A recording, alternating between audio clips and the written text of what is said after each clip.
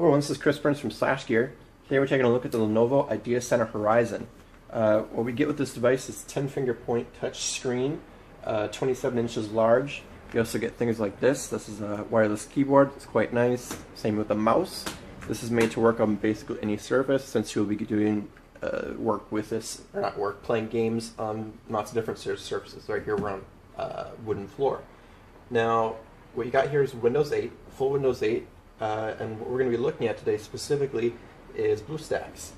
BlueStacks is an interface made for Windows and Mac to allow you to work with Android apps.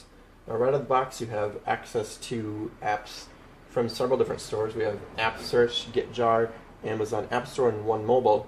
We've sideloaded a version of Google Play just so that you can see some other apps that aren't necessarily optimized for this interface. Now, most of these apps that you're seeing here came with the device already installed. Things like Cloudy, Backgammon, Bloomberg, let's just look for stocks, Draw with Friends, or Draw Free, Jetpack Joyride, and Amazing Alex. Now, we're going to look at Amazing Alex quick. It's made by Rovio, the same people that make Angry Birds, and it's sort of optimized for this gigantic interface here. As you can see, it still doesn't reach quite to the edges, so it's not perfect, but it works quite nice. And you're going to see some ads in here, by the way. So what we're going to do is go back. We'll go back to the backyard here. In this app, another interesting thing here is you'll see loading screens and not quite perfect quickness, even though we are working with, Intel Core i5 processor. It's odd since apps that are made for Windows go quite a bit faster than apps that work with BlueStacks. That said, it is fun to use Android apps, so we're just showing you stuff like this. Fun stuff. Now, this works pretty slick compared to some of the other apps that aren't optimized for this interface. If I go to War Pinball, this is made by Rovio, by GameProm. As you can see, it's already open. I must have had it open before, but you can go to Resume. You can see it looks okay, but it's by no means perfect.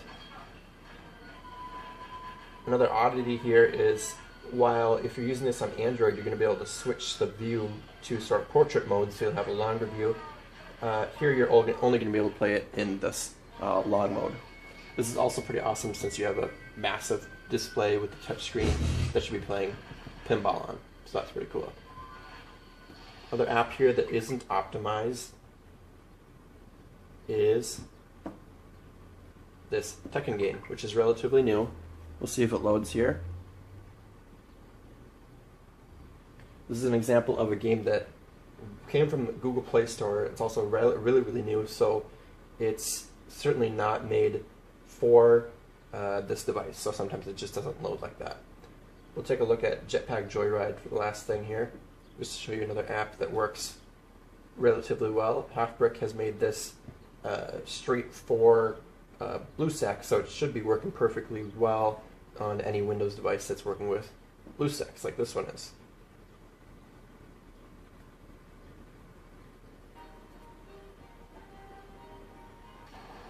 I'll start like that. You can see quite a few pixels here, by the way, too. As it is true with most Android apps, they're made for a little bit smaller displays than we're working with here. Not too many 27-inch Android devices out there at the moment.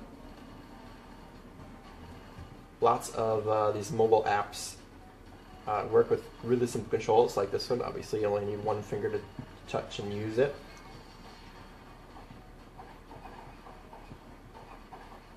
And it look pretty good.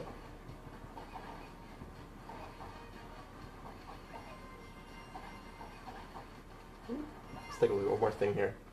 Now, with this interface, you'll be able to get things like apps that, a lot of things that normally wouldn't come with Windows. So this is a search interface.